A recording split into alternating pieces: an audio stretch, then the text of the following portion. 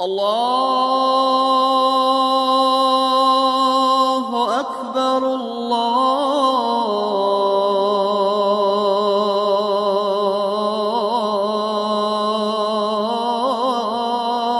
أكبر أشهد أن لا إله إلا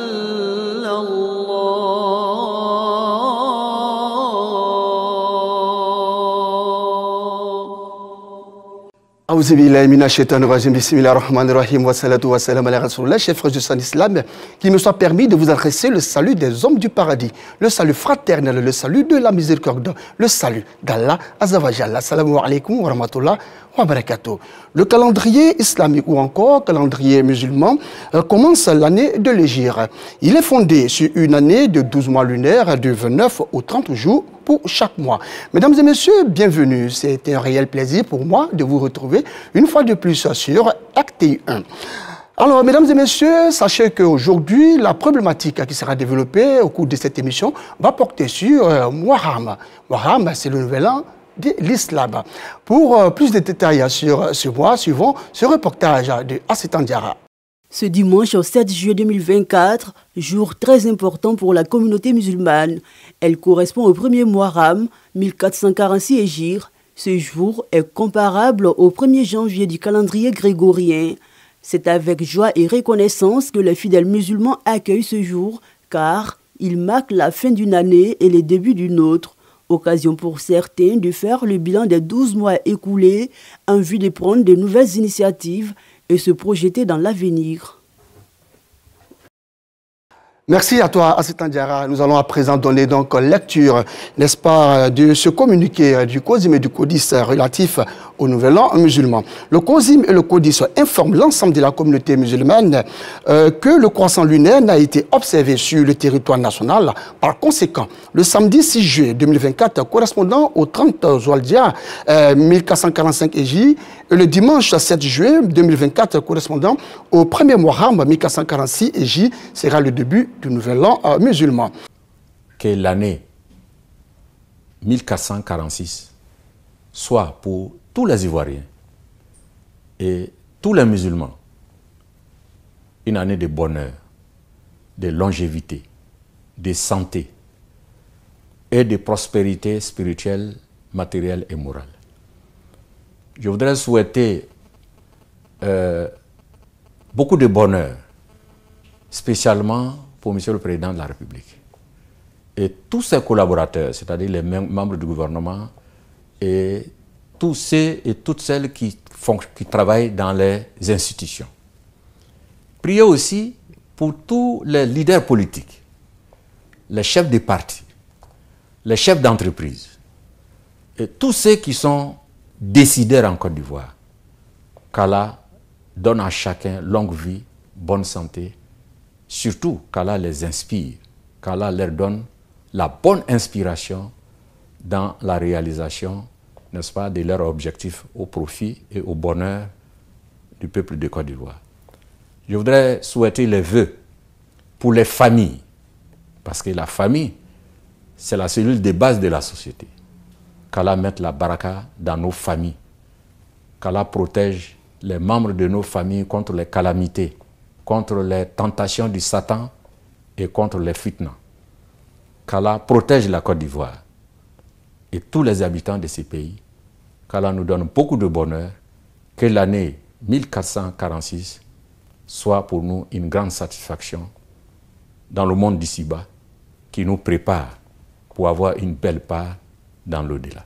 Nous voudrons demander à toutes les structures islamiques, aux imams en particulier, aux sections régionales du COSIM, d'organiser dans les différentes régions des cérémonies pour inviter les uns et les autres et leur faire connaître la nouvelle année musulmane. La nouvelle année musulmane nous rappelle qu'il faut s'acquitter de la zakat.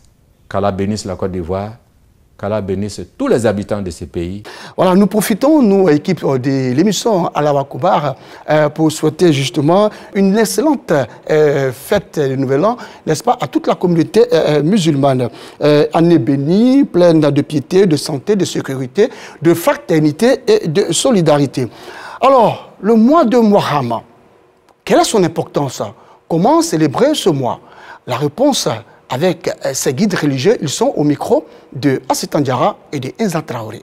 En ce qui concerne le premier mois de l'année lunaire, Allah subhanahu wa ta'ala lui-même dans le Coran il nous dit Inna idata shuhur inda Allah isna ashara shahra. Il dit le nombre de mois chez Allah. Donc ça veut dire que c'est Allah lui-même qui a institué les mois. Il dit il y en a 12. Minha arba'atun hurum. Parmi ces 12 mois-là, il y en a 4 qui sont des mois sacrés. Et le Muharram, qui est notre premier mois lunaire, fait partie de ces mois sacrés-là. Donc pour ce caractère sacré, pour le musulman déjà c'est important. Puisque Allah dans le Coran il nous dit de nous éloigner de tout ce qui est péché au cours de ce mois-là. Alors si Allah nous demande de nous éloigner du péché, ça veut dire qu'on doit se rapprocher plus de ce qui est bon, de ce qui est bonne œuvre pendant ce mois-là. Ce sont des mois au cours desquels les bénédictions, les invocations sont beaucoup exaucées. Ce sont les mois au cours desquels le musulman peut se rapprocher plus d'Allah. Surtout en ce qui concerne le mois de Muharram, le prophète nous dit alayhi salatu wassalam qu'après le mois de Ramadan, il n'y a pas de mois au cours duquel il gêne plus que le mois de Muharram. C'est dans le mois qu'il gêne plus, à part le mois de Ramadan, c'est le mois au cours duquel le prophète fait beaucoup de gênes surrogatoires. Donc déjà là, ça prouve que c'est un mois bénéfique pour le musulman. En ce qui concerne maintenant son rang, qui est le premier mois, c'est-à-dire qui fait de ce mois-là le janvier des musulmans, il faut dire que c'est pendant que notre calife Omar radiallahu anhu était calife, qu'il y a un de ses je dirais ministres qui était à Bassora, c'est-à-dire Abu Moussa al-Ash'ari, qui le représentait à Bassora en Irak. Et celui-là qui a fait cette remarque-là, parce que lorsqu'il recevait les lettres, il y avait les mois qui étaient mentionnés sur les lettres, mais il n'y avait pas d'année. Et lui, il a dit, bon, par exemple, si une lettre vient qu'on met le mois de Muharram, on ne met pas d'année, l'année prochaine, dans le mois de Muharram, s'il y a une autre lettre, il risque d'avoir confusion. Il dit, mais qu'est-ce qu'on fait? Et c'est en cela que le calife Omar a rassemblé donc ses compagnons, les Sahaba, pour qu'ils décident. Et il y a eu des propositions, il y en a qui ont proposé qu'on suive les chrétiens, ça veut dire avec l'année grégorienne. Il y en a qui ont proposé qu'on prenne le décès du prophète Muhammad sallallahu alayhi wa sallam comme point de départ. Bon, il y a eu beaucoup de propositions et c'est donc il y a eu aussi cette proposition-là de prendre l'émigration comme l'année de départ. Et Omar radiallahu anhu a dit qu'effectivement l'émigration est venue donc mettre la lumière entre ce qui est faux et ce qui est vrai. Donc voilà pourquoi ils ont choisi donc l'émigration comme le point de départ donc pour les musulmans. Donc ça a été donc l'année 1 de l'Hégire. Donc à partir donc de ce moment-là, on a choisi donc l'Hégire comme la première année par laquelle on va donc compter maintenant nos années. Voilà comment il est venu. Donc pour le musulman, c'est à travers les mois lunaires que, par exemple, Allah subhanahu wa ta'ala nous soumet à certaines adorations. Voilà, parce que même quand on parle des menstrues de la femme, c'est à travers nos calculs de l'année lunaire. On ne les calcule pas par l'année grégorienne. Et il y a certaines adorations aussi, toujours prennent leur source à partir du calcul lunaire, c'est-à-dire de l'année lunaire. Donc voilà, c'est un moment aussi qui est important pour le musulman parce que ça nous donne le changement de l'année. Ça veut dire qu'à partir de Muharram, on sait qu'Allah subhanahu wa ta'ala nous a accordé une année de plus et qui nous permet de le remercier pour le bien qu'il nous a fait et aussi faire notre compte nous-mêmes. C'est-à-dire qu'on vient de finir une année, qu'est-ce qu'on a fait? Donc c'est important pour les musulmans. Inch'Allah. Donc, faire un peu le bilan de ce qui s'est passé. Oui, faire un peu le bilan parce qu'on le dit, une année vient de finir. Qu'est-ce que nous avons fait au cours de l'année précédente? Est-ce que nous avons fait ce que nous devions faire? Et comme on le dit dans un hadith, le prophète sallallahu alayhi wa sallam, il nous dit que chaque jour qui s'élève est un nouveau jour. C'est-à-dire que ce jour-là ne reviendra plus jamais. Et la fin de l'année aussi nous montre que tout ce qui avait été fait comme compte pendant cette année-là, les anges vont plier le registre de l'année et ils vont partir. À nous maintenant de faire notre compte de voir qu'est-ce que nous avons inscrit dans notre registre, puisque nous serons donc interrogés au sujet de tout ce qui a été inscrit au cours de cette année-là. Et si dans notre calcul personnel, on trouve que au cours de l'an, par exemple 1445, nous avons commis beaucoup d'erreurs, alors on se repent et on demande pardon à Dieu et lui demander également de nous aider au cours de l'année nouvelle de pouvoir se rapprocher plus de lui. Mais si après notre calcul, on constate qu'on a été proche de Dieu pendant 1445, alors on dit Alhamdulillah et on demande à Dieu de nous aider à redoubler encore d'efforts dans l'adoration et dans notre rapprochement encore vers lui. Donc vraiment c'est important pour le musulman de savoir qu'on est rentré dans une nouvelle année et surtout nous vivons dans un pays laïque où les autres aussi ont leur nouvelle année au cours de laquelle ils font beaucoup de choses. Je crois que le musulman, au lieu de suivre les autres, on pourrait aussi prendre notre nouvelle année pour faire ce qu'on veut faire aussi pour nos enfants et les autres, leur montrer qu'en tant que musulmans, nous aussi, on a notre année qui n'est pas l'année grégorienne. Il faut dire que sur le plan religieux, il n'y a rien qui nous ordonne cela. Puisque, comme on l'a dit, c'était au temps de Omar. En ce moment, le prophète même n'était pas là.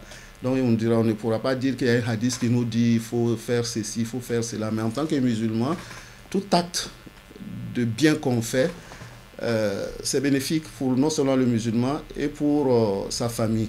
Si, à travers certaines manifestations, on le fait qui ne vont pas à l'encontre de notre religion, seulement pour montrer à nos familles et aussi montrer que nous sommes rentrés dans une nouvelle année, ne serait-ce qu'amener les musulmans à s'intéresser à cette année-là.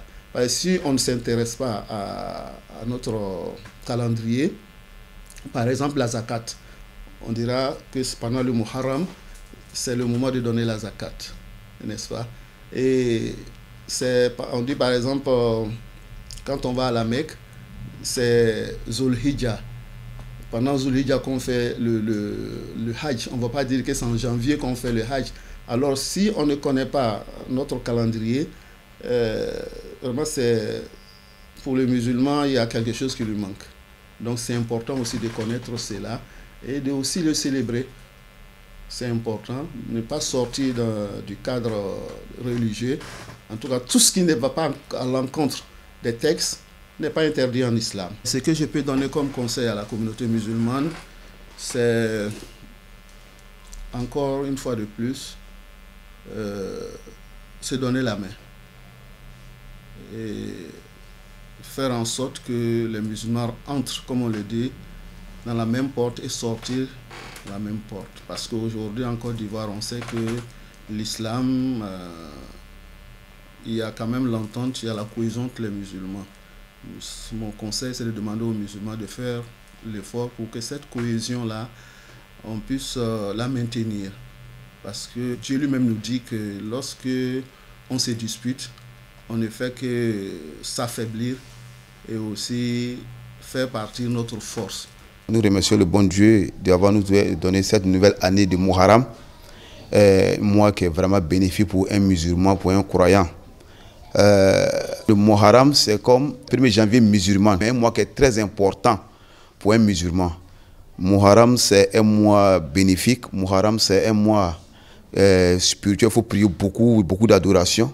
Donc lorsqu'on est dans le mois de Muharram, il doit multiplier encore sa prière et beaucoup de doigts pour lui-même et pour tous les croyants et pour tous les musulmans et pour tous les défunts.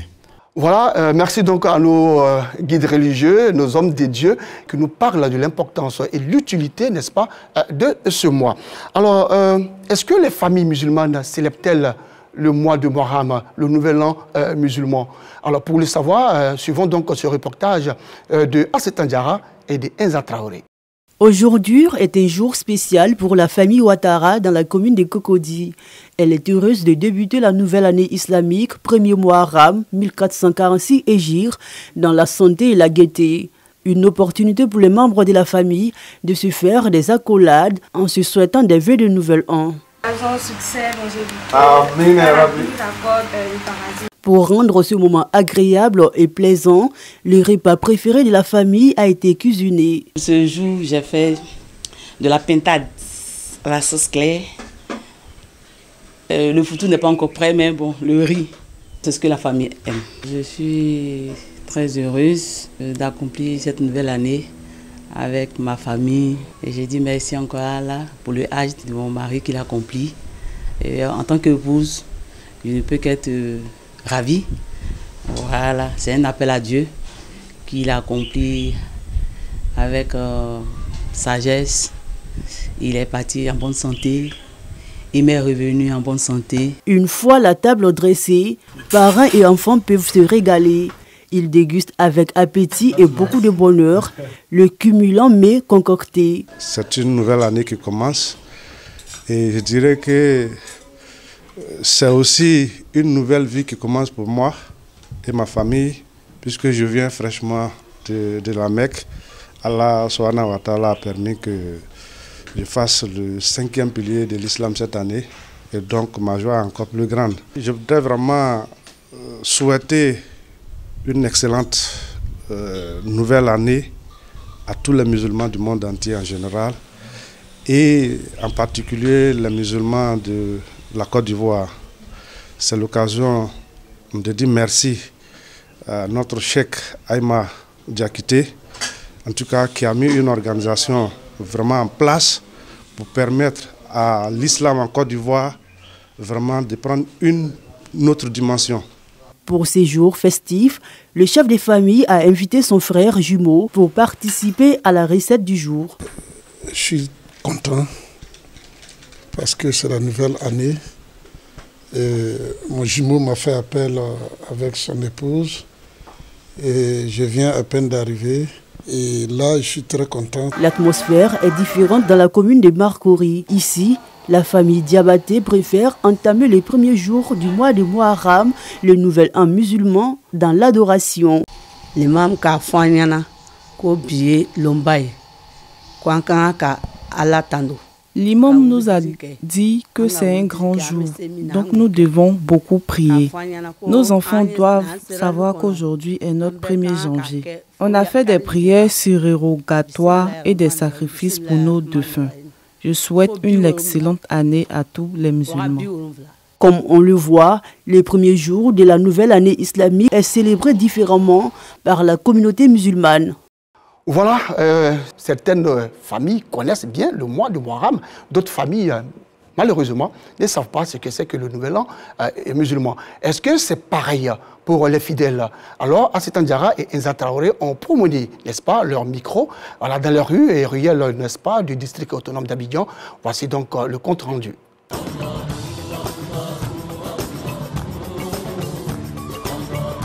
Le mois de Muharram, c'est le premier mois de l'année hégirien. Il marque de ce fait le début de l'an hégirien, donc du calendrier islamique. Et son importance est capitale, non seulement du point de vue spirituel, parce que notamment il y a des moments de jeûne qui sont recommandés pendant ce mois de Muharram, mais il a aussi le symbole on va dire quoi, du calendrier qui détermine notre vie culturelle, notre vie spirituelle. Et donc c'est en cela que réside son importance. Le mois de Muharram, c'est le premier mois du calendrier musulman. Donc c'est comme le mois de janvier chez les musulmans. À partir de, ça a commencé depuis le dimanche passé. Donc nous sommes au 3e jour du Muharram. Le premier Muharram, nous avons fait une sortie. Moi, mon frère et puis ma belle-sœur. On s'est bien amusé. Voilà, pour ne pas que le mois passe inaperçu. Le mois de Muharram est le premier mois lunaire islamique, Inch'Allah. Pour un musulman, c'est grand. Rentrer dans une nouvelle année. Voilà, certains fidèles savent aussi, n'est-ce pas, ce que c'est que le mois de Muharram. Malheureusement, d'autres ne savent même pas que c'est le nouvel an, n'est-ce pas, du calendrier musulman. Mais ce n'est pas bien grave, je pense qu'il y a un début à toute chose. Alors, certains fidèles ont décidé donc de présenter leurs vœux, n'est-ce pas, à des proches. Suivons-les, ils sont toujours au micro de Assetan Diarra et de Inza Traoré. Ce que moi je peux dire à la communauté musulmane en général ces jours, c'est de renforcer la cohésion entre co-religionnaires et être cléments les uns envers les autres, Inch'Allah. Mes vœux les plus chers pour la communauté musulmane, je souhaiterais que les musulmans renforcent leurs liens de parenté. Comme l'a dit le prophète alayhi salatu wassalam. On remercie le bon Dieu, le clément et le miséricordieux qui nous a donné cette année 1446. On prie bon Dieu que cette année est notre année dans la paix, dans la sincérité, dans la gloire. Et en plus, on prie le bon Dieu pour tous les musulmans, nos dauphins musulmans, nos parents, nos frères, nos soeurs, nos tantes. Nous commençons d'abord à remercier Allah qui nous a donné cette gloire, cette grâce, qui est le nouvel an musulman. Donc tout d'abord, c'est un bilan qu'on doit faire, bilan de l'année passée, et pour voir maintenant comment on doit remercier Allah. Donc on trouve que notre bilan est positif, parce que Dieu nous a donné la santé et la longévité, on a pu rentrer dans le nouvel an. Donc on doit remercier Allah et de demander à Allah aussi pour nous renouveler même chose encore. 1446. Vraiment, nous souhaitons bonne, heureuse année à tous les musulmans. Et nous demandons à Allah aussi qu'il nous fortifie, qu'il nous donne la sagesse, qu'il nous donne la longévité, la santé, etc. Voilà, merci donc à ces fidèles qui ont présenté leurs vœux à des proches. Moi, à mon niveau, et donc au niveau donc, de l'équipe de production de l'émission Allahu Akbar, nous voudrons saluer et souhaiter une excellente année, année de gloire et de bénédiction, n'est-ce pas, à un frère que j'appelle mon jumeau, Ali Ouattara, du côté donc de Boisflé, précisément au quartier Fakala, et à ses deux épouses, Barakissa Ouattara et Aminatou Ouattara. Bon, c'est une affaire de Ouattara, hein? Monsieur Ouattara, ses deux épouses Ouattara. En tout cas, merci à vous, n'est-ce pas, de nous suivre depuis Boisflé. Nous suivre tous les jeudis et tous les vendredis au cours donc de l'émission Allahu Akbar. Merci à vous. Nous profitons aussi pour souhaiter les vœux les meilleurs au président du COSIM, Conseil supérieur des imams, des morcés des affaires islamiques en Côte d'Ivoire, Cheikh Aïma Ousmane Diakité, et à tous ses collaborateurs. Mais je veux également à toute la communauté musulmane des agents et de la RTI. Et il ne faut pas s'oublier, n'est-ce pas? À la communauté musulmane de Niambo, je pense, n'est-ce pas, à ma mère, donc Madongou Koulibaly du côté donc, de Niambo, ainsi qu'à un frère, un cadre qui, n'est-ce pas, s'implique dans la promotion de l'islam. Il s'agit donc de Adama Ouattara. Merci à toi en tout cas pour la promotion de l'islam dans notre région. Nous pensons également à Ali Yoda, notre maître. Merci, maître Ali Yoda, merci de m'avoir formé. Grâce à vous, je suis sur ce plateau. Voilà, enfin à toute la communauté musulmane de Côte d'Ivoire. Alors, que s'est-il passé au cours de la semaine? Nous allons voir tout cela dans la vie de la communauté.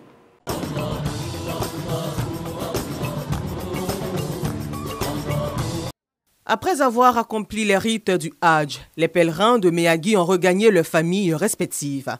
Un retour au pays marqué par une célébration en leur honneur. Adja Fatou Koulibaly fait partie du nombre des fidèles ayant bénéficié cette année du pèlerinage en Terre Sainte de la Mecque. Elle est reconnaissante de l'accueil chaleureux qui lui a été réservé par la communauté musulmane de Meyagui, localité située au sud-ouest de la Côte d'Ivoire, dans la région de la Nawa, district du Bassa-Sandra. Nous sommes reconnaissants des hommages en notre faveur. Nous remercions les fidèles musulmans de Meyagui pour cette marque de considération. Comme elle, les autres pèlerins ont eux aussi salué cet accueil. Occasion pour l'imam Sanogo de la grande mosquée de Meyagui d'inviter l'ensemble des pèlerins à préserver les acquis du Hajj. C'est avec plaisir que je reçois les mises en œuvre des musulmans de Meyagui. Je souhaite que chacun de bénéficie du Hajj. Cette cérémonie d'accueil des pèlerins a été une opportunité pour la communauté musulmane de Meyagui de prier pour la paix, le vivre ensemble et la cohésion sociale en Côte d'Ivoire, mais surtout prier pour des élections apaisées en 2025. Après un mois passé en Terre Sainte d'Arabie Saoudite, les heureux bénéficiaires de cette bénédiction divine sont de retour au Bercail. À Bouaké, le directeur général du guichet unique de l'automobile, Souleymane Touré et 5 autres pèlerins sont accueillis dans la liesse et la prière. Les pèlerins sont reconnaissants au directeur général du guichet unique de l'automobile qui a facilité le voyage à la Mecque. Je voudrais dire merci au DG du guichet unique, grâce à qui moi j'ai effectué le Hajj. Je dis merci pour l'honneur. Et également, nous avons prié pour la paix en Côte d'Ivoire. On ne vieillit pas avant d'aller au Hajj. On peut être jeune et aller effectuer le Hajj parce que c'est l'un des piliers de l'islam. Et il faut le faire lorsqu'on est jeune, on est solide, on a la force. Depuis 10 ans, les conditions d'accomplissement de ce 5e pilier de l'islam sont devenues meilleures. Des conditions améliorées grâce à l'offensive diplomatique et le leadership international du président de la République, Alassane Ouattara. Il y a quelque chose qui nous frappe à chaque fois que nous foulons le sol de la Terre Sainte, c'est de voir combien les Ivoiriens sont respectés grâce au président Alassane Ouattara. À chaque pèlerinage, quand vous vous présentez comme Ivoirien, vous êtes traité vraiment avec respect et avec diligence. Et on est fiers d'être Ivoiriens. Et ceci est la conséquence de la diplomatie qui est faite par le président Alassane Ouattara avec ces pays. Partout, il paraît aussi que chez les chrétiens, quand ils vont pour le pèlerinage, ils sont aussi respectés. Donc, nous rendons gloire à Dieu. Dis merci à son Excellence, Monsieur le Président de la République, Alassane Ouattara, qui a permis à tout le contingent ivoirien d'effectuer un excellent Hajj dans toutes les conditions d'hébergement, de restauration. En tout cas, tout est réuni pour que les Ivoiriens soient vraiment heureux et fassent un excellent Hajj. Le pèlerinage à la Mecque est une expérience spirituelle profonde offrant l'occasion aux musulmans de demander pardon pour ses péchés passés et de se rapprocher davantage de Dieu en suivant les pas du prophète Mahomet. Les prières sont adressées à Dieu pour la paix, l'unité et la santé du président de la République. Des chants et une parade pour souhaiter la bienvenue à ces pèlerins des retours de la Terre Sainte d'Arabie Saoudite à l'occasion du Hajj en 2024. C'est en juin dernier qu'ils se sont rendus en Arabie Saoudite en vue d'accomplir le 5e pilier de l'islam. Tous sont les natifs de Kong, une ville au nord du pays située à plus de 500 km d'Abidjan. Effectuer le voyage pèlerinage pour aller sur la Terre Sainte, qui est la Mecque, adorer le Seigneur d'univers, notre Créateur. Nul n'est dessus sur lui, pour aller l'adorer en toute santé et en toute force, se retourner encore, venir ici en Côte d'Ivoire, vraiment être encore accueilli par la famille, la grande famille de Kong. Vraiment, c'est une joie pour moi, je ne peux pas m'exprimer. Selon la tradition islamique, les pèlerins sont exempts de tous leurs péchés antérieurs dès le retour de la Terre Sainte. Pour cette raison, à la demande des élus et cadres de Kong, ils ont prié pour la paix et la stabilité dans le pays. Nous sommes venus donc saluer nos El Hadj et nos Hadja qui ont fait le voyage saint et recevoir leur bénédiction. Et c'est parce que nous sommes dans un pays en paix que nous nous organisons pour aller à la Mecque. Donc la première des choses que nous demandons, que nous avons demandé au nom de M. le ministre d'État, aux pèlerins, c'est de prier pour la paix. La paix en Côte d'Ivoire, c'est de prier pour le président de la République, son Excellence M. Alassane Ouattara, et que l'année prochaine, nous ayons encore plus de pèlerins pour plus de bénédictions pour notre beau pays, la Côte d'Ivoire. C'est un honneur et vraiment nous sommes très heureux d'avoir organisé vraiment cette cérémonie, accueillir tous les pèlerins, sinon la quasi-totalité des pèlerins de Kong, dans cette mosquée blanche d'Abobo. Vraiment, c'est une fierté pour nous. Cette cérémonie d'accueil des pèlerins de Kong s'est mieux au fil des ans en une tradition pour les ressortissants de la localité. Une initiative de la famille Barreau, famille chargée de la gestion des cultes musulmans à Kong. Après avoir accompli le 5e pilier de l'islam en terre sainte d'Arabie Saoudite, les pèlerins ivoiriens de la ville de Bondoukou sont de retour.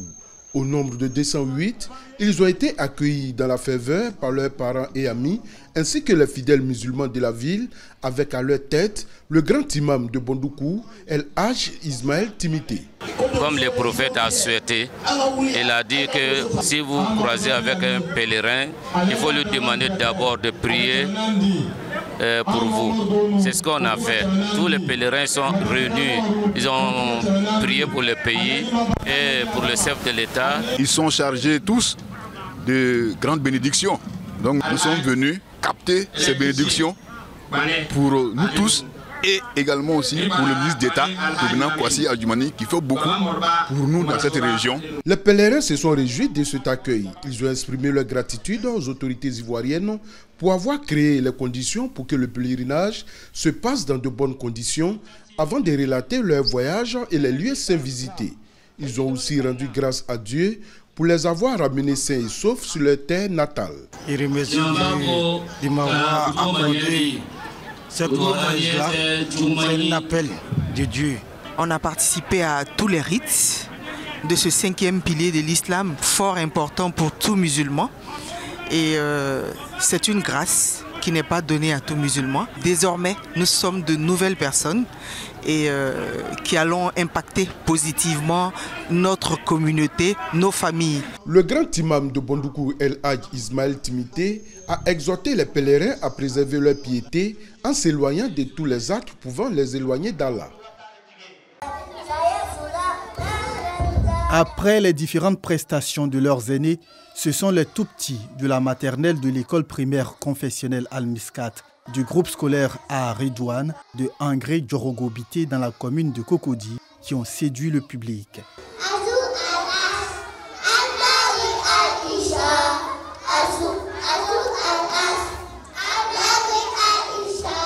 Un témoignage de la qualité de l'instruction donnée aux apprenants selon les parents d'élèves. Les enfants, là, ce sont eux qui vont changer notre communauté demain.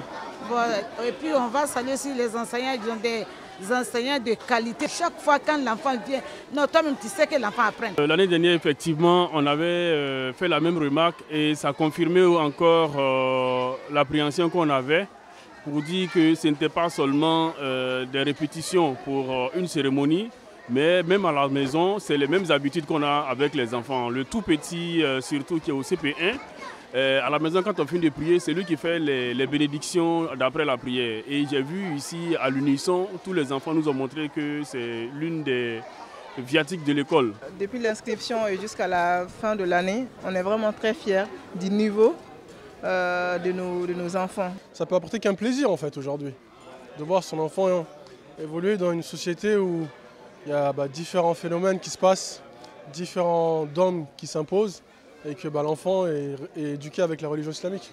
Après 2 années de fonctionnement, les responsables de l'établissement honorent leurs meilleurs élèves et se félicitent de l'évolution des choses. C'est une journée que nous avons prévue pour honorer non seulement ces enfants, mais aussi honorer les parents de ces enfants qui ont bien voulu faire confiance à notre institution en nous confiant leurs enfants pour leur éducation, non seulement islamique, mais en même temps leur formation pour avoir des connaissances dans le domaine mondain. Cette journée de l'excellence qui a débuté par la lecture du Coran a pris fin par des bénédictions à l'endroit de parents et écoliers. Korogo, quartier Souba, caveau familial Gonklubali, guide religieux, fidèles musulmans, Amis et proches aux côtés de la grande famille Gon Coulibaly en ce jour de commémoration du décès du Premier ministre Amadou Gon Coulibaly, décédé le 8 juin 2020. Prières et invocations pour implorer la miséricorde divine en faveur d'Amadou Gon Coulibaly, très proche collaborateur du chef de l'État Alassane Ouattara. Depuis le décès, chaque année, on se retrouve au caveau ici, on vient prier pour lui. Nous demandons à bon Dieu toute prière que nous acceptons aujourd'hui pour que Dieu exauce nos prières, que Dieu accepte notre prière pour que son corps se repose en paix. 4 ans après son rappel à Dieu, son absence suscite toujours de vives émotions. Toujours quand on pense à lui, vraiment, on le voit toujours comme s'il est là. C'est pourquoi on vient chaque année pour prier pour lui. Tu n'as pas terminé avec nous. Par ces émotions, vraiment, nous te disons que la tête soit encore légère, mais nous ne t'oublions jamais et au grand jamais. C'est toujours avec tristesse qu'on ressent encore cette mort, comme si c'était hier. Mais particulièrement, nous sommes heureux d'avoir participé à la commémoration du 4e anniversaire, au sacrifice qui vient d'être fait, toutes les bénédictions qui ont été faites, fasse Dieu qu'elles soient exaucées et que notre frère puisse reposer en paix. Des invocations ont été aussi formulées par les imams à l'endroit du chef de l'État Alassane Ouattara afin qu'il continue sa politique de développement entamée avec le Premier ministre Amadou Gon Coulibaly en faveur des populations en termes d'amélioration de leurs conditions de vie et de travail. Par la voix de son porte-parole, la famille traduit toute sa gratitude à tous.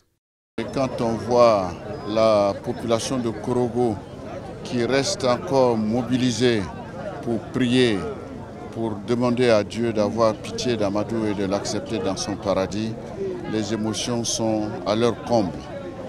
Mais ce qui est important aujourd'hui, c'est de prier pour le repos de son âme et pour prier aussi que l'œuvre qu'il a bâtie avec son grand frère, le président Alassane Ouattara, puisse se poursuivre de façon harmonieuse. À cette cérémonie émouvante était présente la veuve du Premier ministre Assetou Gon. Ses enfants, le ministre-gouverneur du district des Savanes, le général Issa Coulibaly, un très proche collaborateur, autorité administrative, politique et chef de canton et de village.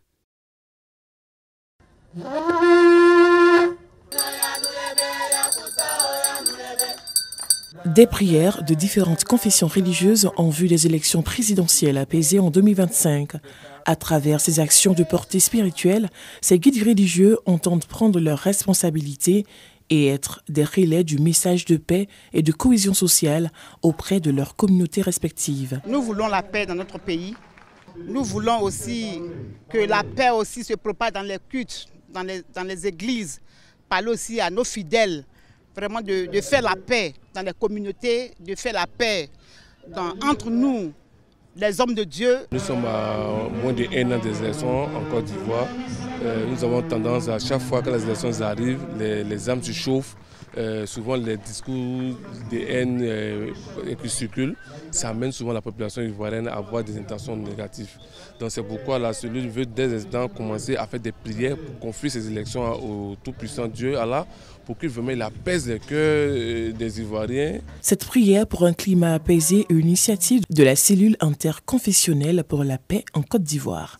Elle s'inscrit dans le cadre d'une caravane de prière et de sensibilisation à la paix. Nous voulons donc parler de paix en toute occasion pour que notre pays, la Côte d'Ivoire, qui a tant souffert des crises post-électorales, demeure dans la stabilité aujourd'hui, pendant et après les élections de 2025. Tel est notre leitmotiv en tant que leader religieux. Cette volonté des guides religieux d'aller à la paix acquiert l'adhésion de la mairie d'Abobo. Si vous voyez des grands religieux qui se réunissent pour prier, mais des personnes qui ont ces idées, je pense que c'est très intéressant et c'est très bon. Et c'est la vision même de Madame le maire, son excellence Madame Kadia Kamara, qui prend toujours la paix. Après l'étape de la commune d'Abobo, la haute cellule interconfessionnelle pour la paix en Côte d'Ivoire entend sillonner toutes les 31 régions du pays.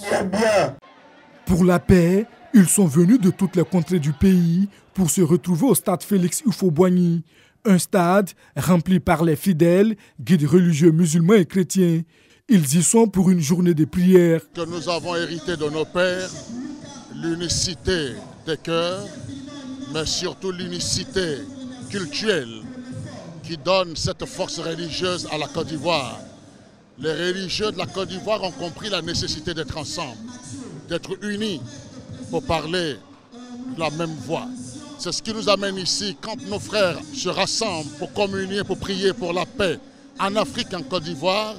Il était plus qu'important que nous soyons présents à leur côté pour les soutenir dans cette action parce que c'est ce que veut l'Église, c'est ce que veulent les bouddhistes, c'est ce que veulent les juifs, c'est ce que veulent les musulmans de Côte d'Ivoire. Ces fidèles et guides religieux répondent à l'appel de l'ONG Paix, Justice, Développement et Cohésion sociale. Il n'y a pas de musulmans, il n'y a pas de chrétiens.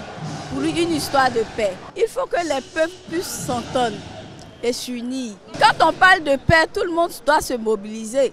Parce que la paix, sans la paix, nous ne sommes rien.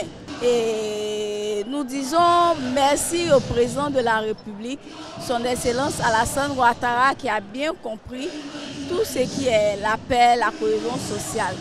Ce rassemblement pour la paix et le renforcement de la cohésion sociale dans la sous-région a vu la participation du président du Haut Conseil islamique malien. Chérif Ousmane Madane Aïdara s'est prononcé sur la nécessité du vivre ensemble. Pour lui, le vivre ensemble et la tolérance sont indispensables au développement de la sous-région. Le guide a traduit sa gratitude au chef de l'État ivoirien pour ses efforts en faveur de la paix. Lecture coranique et bénédiction, des temps forts qui ont meublé cette journée de prière. Une journée qui a enregistré la présence de plusieurs personnalités et membres du gouvernement. 40 personnes en difficulté reçoivent individuellement la somme de 125 000 francs CFA. Ce geste est la matérialisation du soutien de la Fondation Zakat aux personnes en difficulté. La Fondation Zakat, créée depuis 14 ans pour véritablement venir en aide à la communauté, surtout celle qui est vulnérable, la communauté musulmane. Et il faut dire par là que dans cette communauté, il y en a qui ont besoin d'aide et d'assistance. Et c'est ce que nous faisons, qui contribuent à la fortune de la Fondation Zakat. C'est ceux qui possèdent le minimum imposable, 416 500 par an. Alors, si vous possédez 416 500, vous êtes obligé de vous acquitter de la part d'Allah que nous recueillons. Un total de 5 millions de francs CFA offerts par la Fondation Zakat. Cet acte de générosité ne laisse aucunement les bénéficiaires indifférents. C'est pour mon commerce, donc je suis contente. Je veux dire merci à tous ceux qui ont pensé à nous et Dieu merci à celui qui a organisé cela et tous ceux qui ont participé. Que Dieu même bénisse les œuvres et que tout ce qu'ils font soit prospère. Nous prions Dieu de bénir toute la fondation avec tous ceux qui ont participé. Que là où ils ont enlevé, que Dieu les rend au sanctuaire. On compte faire le commerce avec ça. On remercie encore les donateurs. Cette somme-là, on va essayer de faire quelque chose avec pour donner un peu de choses à la famille. Cette année, la Fondation Zakat a collecté 40 millions de francs CFA.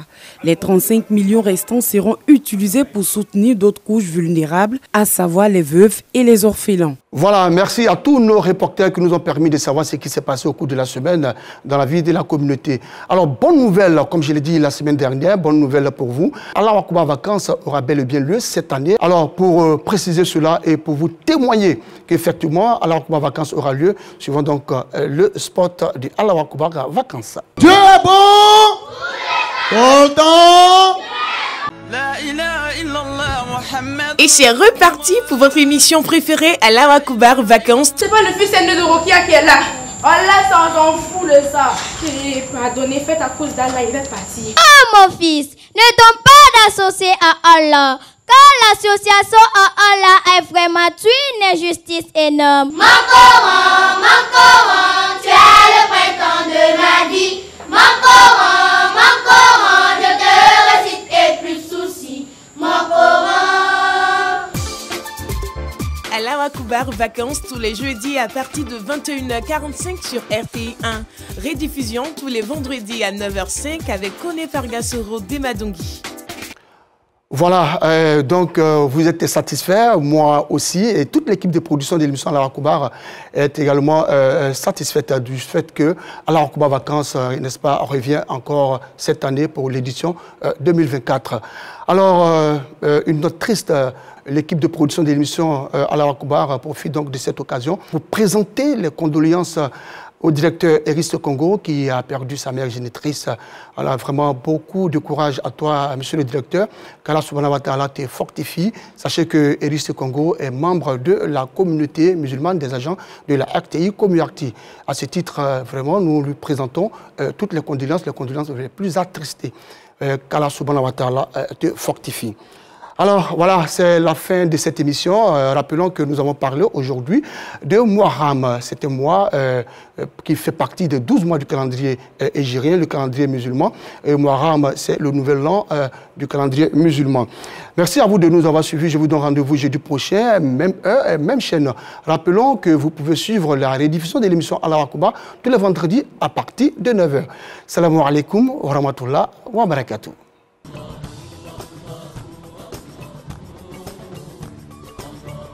أعوذ بالله من الشيطان الرجيم بسم الله الرحمن الرحيم. Je cherche protection auprès d'Allah, contre Satan le banni. Au nom d'Allah, le clément, le miséricordieux. اقرأ باسم ربك الذي خلق. Lis au nom de ton Seigneur, lui qui a créé. خلق الإنسان من علق. Qui a créé l'homme d'un caillou adhésif. اقرأ وربك الأكرم. Lis au nom de ton Seigneur, qui est tout bonté. الذي علم بالقلم. Qui a instruit par l'usage de la plume. علم الإنسان ما لم يعلم. Qui a instruit l'homme de ce qu'il ne savait pas. كلا إن الإنسان ليطغى. Pourtant, l'homme devient arrogant. أرآه استغنى. Dès qu'il se sent suffisamment nanti. إن إلى ربك الرجعى. En vérité, c'est à ton Seigneur le retour des ressuscités. أرأيت الذي ينهى. As-tu vu le cas de celui qui tente de dissuader عبدا إذا صلى. Notre fidèle serviteur de prier. أرأيت إن كان على الهدى.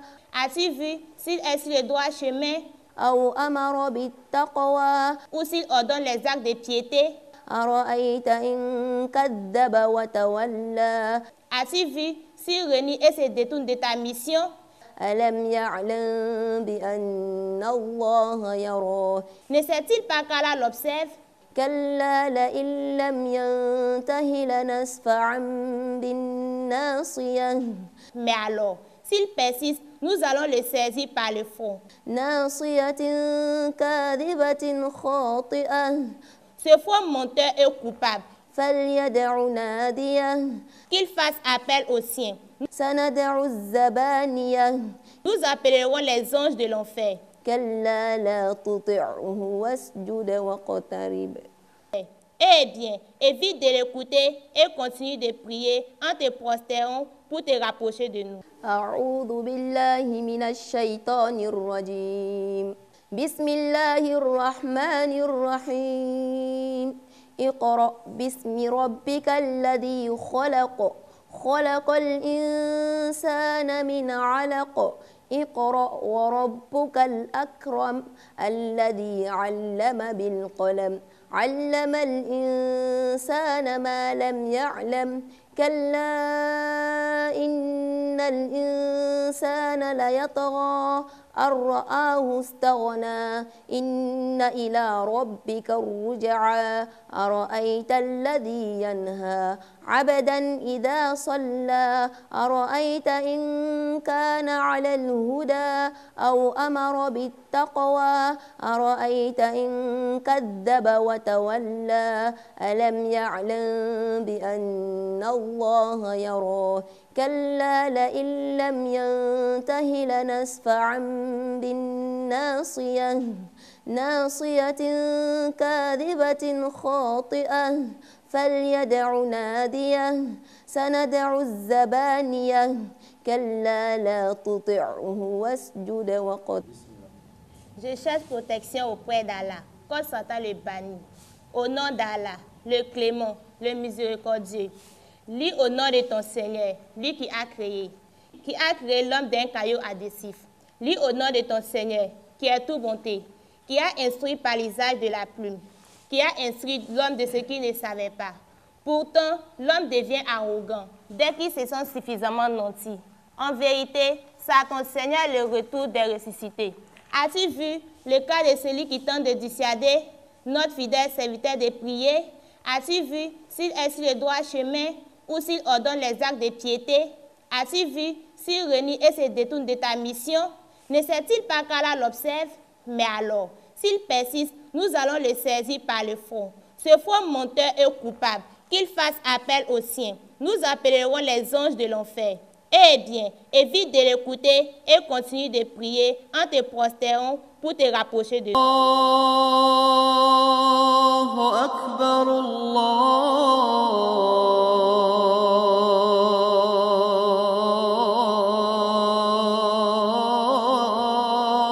Akbar. Ashhadu an la